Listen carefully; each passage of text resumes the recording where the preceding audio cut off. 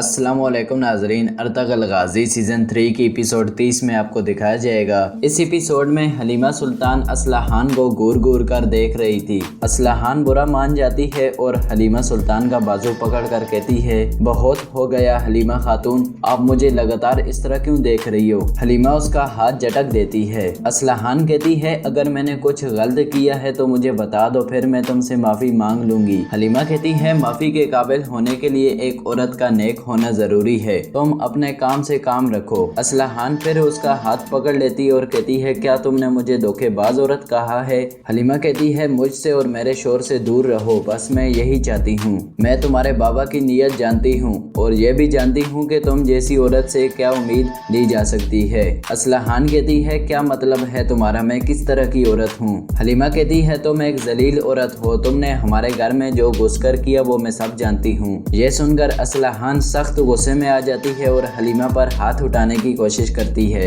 लेकिन हलीमा उसका हाथ रोककर खंजर उसके गर्दन पर रख कर कहती है, अगर दोबारा तुमने मुझ पर ऐसे हाथ उठाने की कोशिश की तो मैं तुम्हारा गला काट दूंगी। फिर बानो जिजिक आस्था से कहती है, हलीमा सुल्तान काफी हो गया। फिर हलीमा अपना खंजर हटा लेती है। असलहान थोड़ा सा आगे जाकर कहती है, मैं तुम्हारी जिंदगी नाकाबिले बर्दाश्त बना दूंगी। इसके बाद वो वहाँ से चली जाती है और सीधी अपनी दुकान पे पहुंचकर चीजें उठाकर नीचे फेंकने लगती है। इतने में चोलपन वहां आकर कहती है, अपने आप को संभालो असलहान। असलहान रोते हुए कहती है, उसने सबके सामने मेरी बेइज्जती की है। चोलपन कहती है, हलीमा ने अपनी शैतानी फितरत जाहिर की है। असलहान कहती है, मैं उसे तबाह कर दूंगी, उसे इस काम की बड़ी कीमत चुकानी पड़ेगी। दूसरी तरफ आसपास के तुर्क सरदार हाली बाजार के मेहमान खाने में पहुंच चुके थे। इतने में अर्तुगरुल वहां आता है, सब खड़े हो जाते हैं। अर्तुगरुल उन्हें खुशामदीद कहकर बैठने को कहता है। फिर अर्तुगरुल सबसे मुखातिब होकर कहता है, ना ही जमीन ने और ना ही आसमान ने,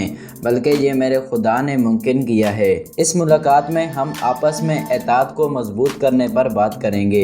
ओगुस खान के बहादुर सरदार आज इंसाफ कायम करने के लिए इकट्ठे हुए हैं। एक सरदार कहता है, अल्लाह हमारे एताद को कायम रखे। दूसरा सरदार कहता है, अर्तुगरुल साहब, आप इन जमीनों पर पहली फतह लाए हैं, अल्लाह ताला इसी तरह और भी हमें फतह याब करे। फिर अर्तुगरुल कहता है, अब वक्त आ गया है हम इन जमीनों पर पाक जंगे लड़ें। अगर हमने ऐसा ना किया तो कुफर फैल जाएगा और फितना बढ़ जाएगा। अब हम सब के इकट्ठे होने का वक्त है। इतने में सादतीन अपने सिपाहियों को लेकर अंदर पहुंच जाता है। सब लोग खड़े हो जाते हैं। सादतीन अंदर आकर कहता है, हम जानते हैं कि अर्तुगरुल की नीयत क्या है। फतह की वजह से किसी को अंधा नहीं हो जाना चाहिए, ना ही उसे ये कोशिश करनी चाहिए कि वो रियासत के अंदर रियासत बना ले, वो हमसे बच नहीं पाएगा। अर्तुगरुल कहता है, अमीर सादतीन, आप इस तरह की बकवास करके हमारी मुलाकात में रुकावट नहीं डाल सकते।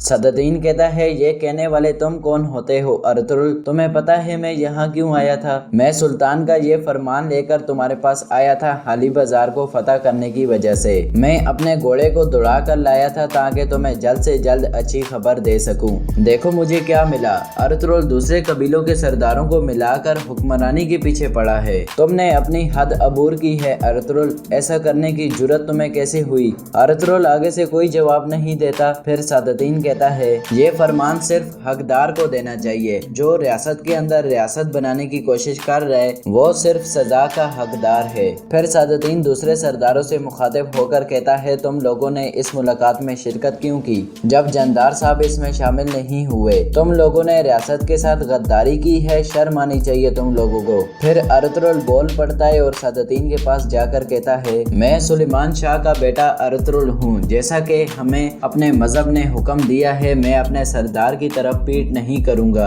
और ना ही अपना हक लेने में कोई शर्म महसूस करूँगा। हमने अपने दिल पाक सफर पर लगा दिए हैं जैसा कि अल्लाह का हुक्म है और इस मकसद के लिए हमने अपना खून और लोगों को कुर्बान किया है। तुम मुझे इस मकसद में नाकाम करने की कोशिश मत करो जैसा कि माजी में आपने कोशिश की थी। इस दफा जिन लोगों का तुम सहारा ले रहे हो वो लोग तुम्हें मेरे गुस्से से बचा नहीं पाएंगे। सादतीन कहता है अर्तुरुल मैं वापस आऊंगा और मेरे साथ तुम्हारा डरावना ख्वाब होगा। यह कहकर सादतीन वहां से चला जाता है। उसके जाने के बाद दूसरे कबीलों के सरदार भी वहां से चले जाते हैं। दूसरी तरफ सोने की कान पर हमला हो जाता है। कुछ सिपाही तीरों का निशाना बन जाते हैं। फिर उराल का डाकू काराकोंगलस अपने आदमियों को लेकर सामने आ जाता है और लड़ाई शुरू हो जाती है। दूसरी तरफ हकीम अर्तुग कहता है कोपेक ने तुर्क कबीलों के सरदारों की नजर में आपको गिराने की कोशिश की है। मुझे लगता है उसने उराल के साथ इत्तेहाद कर लिया है। अर्तुरुल कहता है इसका हिसाब हम बराबर करेंगे अर्तुग भाई, मैं कोपेक को मार डालूंगा चाहे मेरी जान भी चली जाए। इतने में एक ताजर जबरदस्ती अंदर आ जाता है और अर्तुरुल को कहता है मेरा काफिला कुस्तम दुनिया से आ रहा था, डाकुओं ने हमला कर दिया है। आपने वादा किया था कि आप उनको रोकोगे, अपना वादा पूरा करो, मैं बहुत परेशान हूँ। अर्तुरुल कहता है डाकुओं को सजा मिलेगी और तुम्हारी चोरी होने वाली चीजों का नुकसान मैं अदा करूंगा। ये सुनकर वो ताजिर बाहर चला जाता है। उनके जाने के बाद अर्तुरुल कहता है तुर्गुत उन डाकुओं को तलाश करो और उन्हें यहाँ लाओ, उनका लीडर मुझे जिंदा चाहिए। फिर अर्तुरुल ऊंची आवाज में कहता है ना ही वो कमीना कोपेक, ना उराल और ना ही जंदार और ना ही कोई और मुझे मेरे रास्ते से हटा सकता है। दूसरी तरफ जंदार ये सुनकर बहुत ज्यादा खुश हो जाता है कि अमीर सादतीन ने सब तुर्क सरदारों के सामने अर्तुरुल की बेइज्जती की है। फिर जंदार कहता है अभी तो शुरुआत है, आगे देखो क्या होता है, मैं तुम्हें गिरा दूंगा अर्तुरुल। दूसरी तरफ अर्तुरुल अब्दुर्रहमान को कहता है सिपाहियों को कहो तैयार हो जाएं, हाजातोरियन हमारा इंतजार कर रहा होगा। फिर अर्तुरुल हकीम अर्तुग को उस हमले के बारे में बताता है जब वो सुल्तान के जासूस के साथ मुलाकात करने गया था। इतने में हलीमा वहां आ जाती है और कहती है आपने मुझे बुलाया था। अर्तुरुल उसे एक तरफ ले जाता है और कहता है तुमने असलहान खातून से लड़ाई की है, क्या ये सच है हलीमा सुल्तान? हलीमा कहती है वो इसी चीज की हकदार थी। अर्तुरुल गुस्से से कहता है तुम कई कबीले की सरदार अर्तुरुल की बीवी हो, क्या तुम ये भूल गई हो कि कबीले की भलाई सबसे पहले आती है? हलीमा कहती है हाँ मैं जानती हूँ। अर्तुरुल गुस्से से कहता है तो फिर उसी तरीके से रहो खातून। हलीमा अर्तुरुल से पूछती है क्या आपने कबीले के मुस्तकबिल के बारे में कोई फैसला किया है? अर्तुरुल कहता है अलबत्ता मैंने जंदार की पेशकश रद्द कर दी है। ये सुनकर हलीमा मुस्कुराती है। अर्तुरुल कहता है तुम्हें एक सरदार की बीवी की तरह बात करनी चाहिए, चाहे मैं कोई भी फैसला करूं तुम मेरे पीछे खड़ी होने की पाबंद हो, हमारी रवायात यही कहती हैं। ये कहकर अर्तुरुल वहां से चला जाता है। दूसरी तरफ सोने की कान पर लड़ाई जारी थी। हाजातोरियन एक तरफ छुपकर बैठा हुआ था जबकि काराकोंगलस उसे तलाश कर रहा था। फिर वो जोर से कहता है बूढ़े आदमी मैं तुम्हारे बहुत करीब हूँ, तुम मुझसे छुप नहीं सकते, सामने आ जाओ।